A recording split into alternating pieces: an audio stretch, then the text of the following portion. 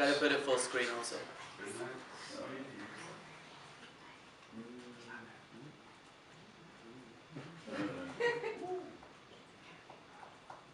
Maybe in the file or something? Or the view, sorry. Okay.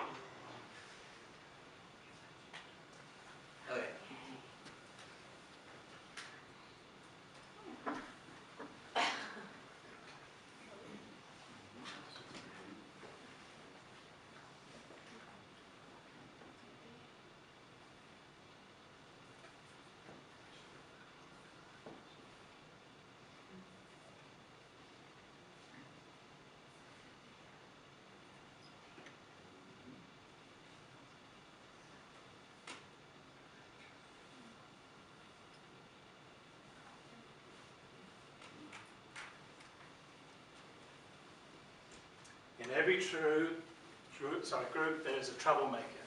That's me.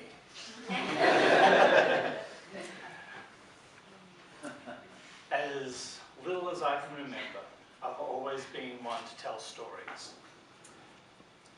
The Catshaws. 22 years in logging, Asheville Highway. Mr. Conrad Haynes, marvellous man. I was driving along and I pulled aside and said, "Would you like a ride?" He's bent over.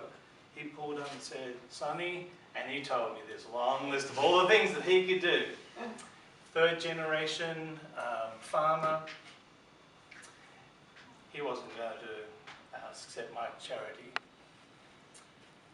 but he was very proud about what he did. This young fella, his name's Jed. The day after I shot these pictures, she called me and said that he had leukemia. 6 months. 6-month-year-old. Look in those eyes. Who I am is a storyteller. And I've chosen to tell stories in the past with words. I've often joked that I didn't know what I was going to be when I grow up. But the truth is, that's what I am. I'm a storyteller. I've chosen now to tell stories visually.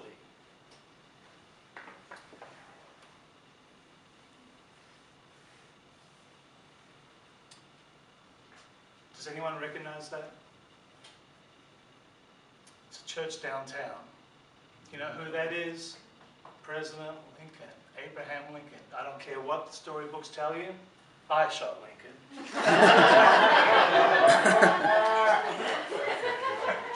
It was so funny, I was driving and it was nighttime and there was a Lincoln convention, a lookalike, and this is the living Lincoln.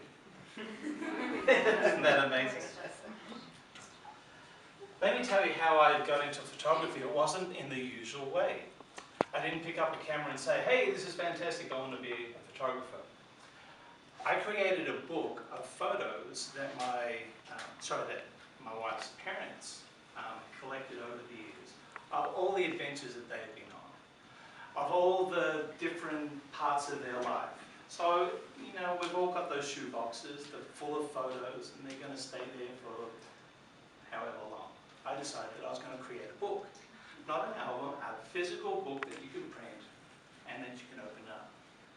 Well, I did that, and I presented it with my wife at Christmas time, and the family sat down, they each got a copy, and I watched her dad.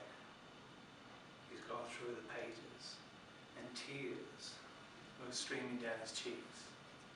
Now, if you knew her father, that was an amazing thing to do. So the question is, I decided that if I'm going to do this, create more books because it created an impact, I needed more photos. So I got a Canon something that you hold out here and you kind of click it and it flashes. Well, you know, that didn't satisfy my needs, and the journey of photography grew. And as that photography bug hit me, I decided that this is how I'm going to start telling stories. That is who I am, and this is the medium by which I will do that. Let me create a vision of the future, if you will. Imagine that there is a studio of creatives, and these creatives work together, and their one task is to create. They're not burdened down with running a business. They're not burdened down with marketing. They're not burdened down with all the necessary things. But unfortunately, with most photographers that decide to go on their own, that's exactly what they do. They spend 80% of their time running a business and 20% of the time creating. Well, what if we flipped that over and had a studio of creatives? Not only photographers, but editors as well, that actually created the product.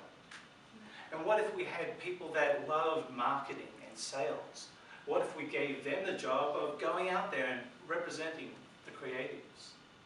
What if we had a studio of people that work together? That is the vision of the future for me. I would like to create a franchise of these so that we can see them all over the United States. However, let's bring it back a little bit here. What is going to be different about what I offer? You know, anyone can pick up a camera and call themselves a photographer these days. What's different about me? Well, I think one of the differences is my motivation to take up a camera was to tell a story, not necessarily to make money from it.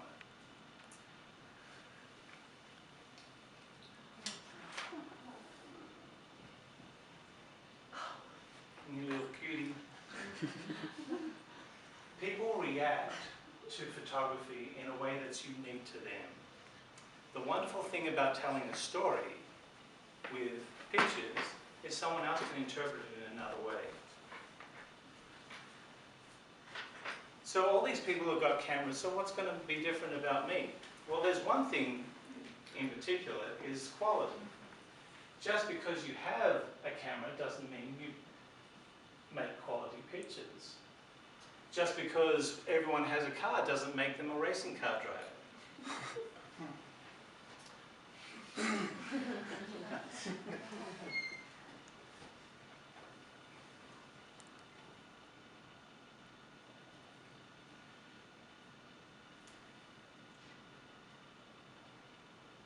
The second challenge that I face is in this community.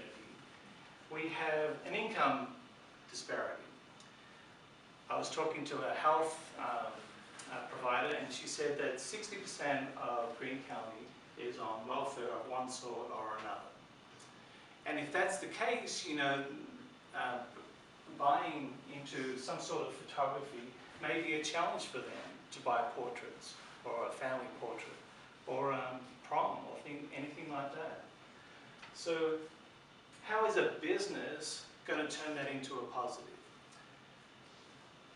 Facing these two challenges, I want to provide quality work, which hopefully you'll see on the screen. And the second thing is, if we provide more, 3 product lines. First of all, there would be a consumer line. That would be for your portraits, your prom, things like that. You'd provide a commercial line, real estate, products, fashion, those sorts of things. And the others is groups, schools, churches, universities, colleges, anything that's a group, a club, anything like that, that we bring it all together into 3 neat product lines. A studio could profit from doing that in Greene County because there would be the diversity, and that diversity would create a strong studio.